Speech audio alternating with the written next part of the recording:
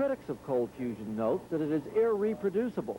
That is, sometimes it works, sometimes it doesn't, and no one can predict when it will and when it won't. But cold fusion workers said predictability isn't everything. But earthquakes also are non-predictable but very believable. And they promised to get more predictable. We should look more carefully and make sure that our experiments are done properly. But once they're done properly, and we continue to get results that indicate that this phenomenon exists, then we have to start believing that it truly does exist. Critics are unpersuaded. Today, scathing articles from the prestigious science magazine Nature reached Salt Lake City. Those articles say cold fusion is an embarrassment to science and deserves unrestrained mockery and unqualified vituperation. So despite positive results, some critics believe cold fusion no longer deserves even a reasoned response. Rod Decker, KUTV News. A local school fights back against a growing gang threat. No more gang colors allowed. Plus tragedy at an amusement. The first annual conference on cold fusion wrapped up today in Salt Lake after 4 days of heated debate, and scientists admit the issue is far from resolved. Those who support the concept of cold fusion say the skeptics are beginning to agree with them about some of the key elements, but others are still expressing doubts.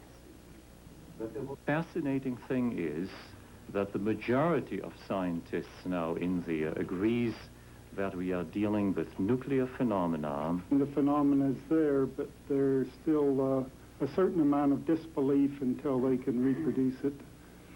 I would hope that would come during the next 6 to 12 months. One thing all the scientists seem to agree on is that it takes a long time for scientists to agree on anything. Several animals in a soon-to-be-open petting zoo in Salt Lake were killed last night.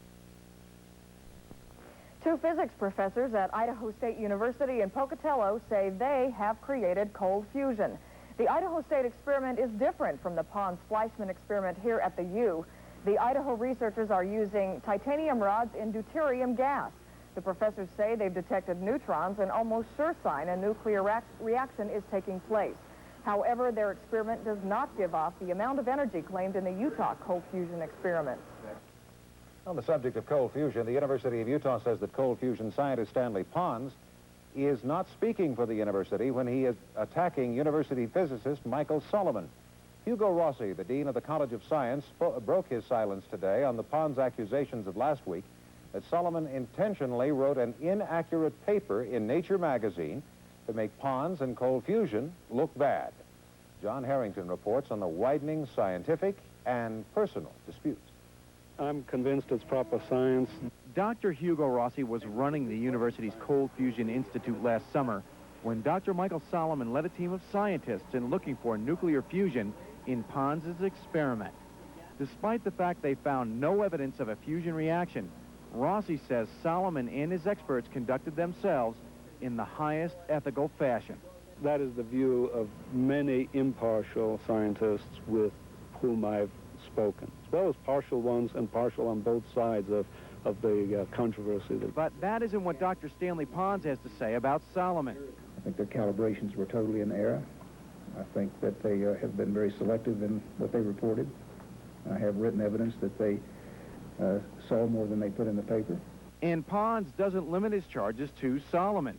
He tells Nightcast Rossi's statements today are false. And Pons says most of this would not have happened if University President Chase Peterson hadn't forced Pons and Dr. Martin Fleischmann to prematurely reveal their fusion experiments to the media a year ago. Pons says the resulting pressure has added to the controversy. Members of the physics department say that doesn't account for Pons's behavior, and they are angry. And Dr. Solomon wants Pons to back up his charges. All I have to say is we were extremely careful with our calibration procedures, and I challenge him to find fault with them. Dr. Rossi says the entire situation is hurting the cold fusion effort. I would rather not be dealing with this. I would like to see it stop. John Harrington, KTVX4, Nightcast. Stanley Pons says that he will produce conclusive evidence in the very near future proving that Dr. Solomon knowingly submitted false material to Nature magazine and that Dr. Rossi knew Solomon was doing it.